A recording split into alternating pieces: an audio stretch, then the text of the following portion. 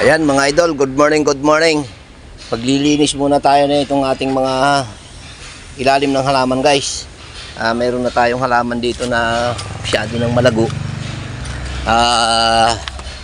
Pag-repa tayo, ito guys masyado ng makapal. Magre-repa tayo. Ayan, dalawang paso lagyan natin yan. Yan guys, tayo kukuha Ayan, kukunin natin yung dalawang mahaba na yan. Ayan guys, dalawang paso. Mayroon pa tayo doon sa kabila.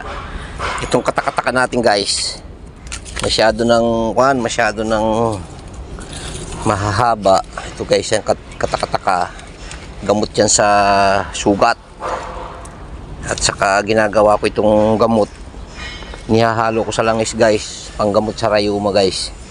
Ito hinahalo ko guys, kasama ng luya yan guys.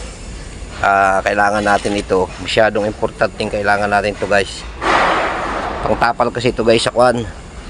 Pag may sugat kayo, tapal lang nyo ito, laibin nyo, lagyan nyo na lang guys, dikdikin nyo, tapal nyo magdamag sa sugat guys yung sugat na gumagaling guys, hindi yung sugat na hindi gumagaling guys yan, pinaparami ko yan. Hindi ako nagpapawala nito guys, kasi ito yung ginagamit ko pag nagluluto ako ng Biyernes Santo ng gamot sa aking rayuma. Awa naman ng Diyos guys, yung rayuma ko hindi naman masyadong sumusumpong. Nakakatulong siya guys, nakakatulong siya. Pag nakakain lang, siyempre pag nakakain tayo ng kontra, siyempre babalik yan. Kaya huwag natin kainin yung kontra, no? Bahala ka sa buhay mo. Ginusto mo yan masyadong maraming bitchin. Yan. Masyadong ano na ninyo? Walaan na ninyo. Hey guys, watching guys. Thank you guys. Salamat sa inyong lahat. Ayan guys, yung ating mga halaman guys. Ayan. Ayun, yung papaklawin natin, pinanggalingan natin ng mga binhi. Ito guys, yung magic fruit natin. Ang laki na guys. Sarap niyan guys, magic fruit.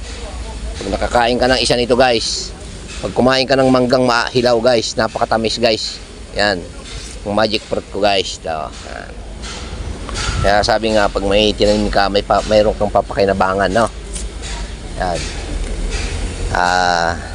Ayun lang guys, maraming salamat sa inyo. At ako'y maglilinis pa. May mga dahon pa tayong kailangan natin linisin. Yung tinaman natin ng gabi guys, ayun yung kabila. Ginulay na natin yung gabi niyan guys.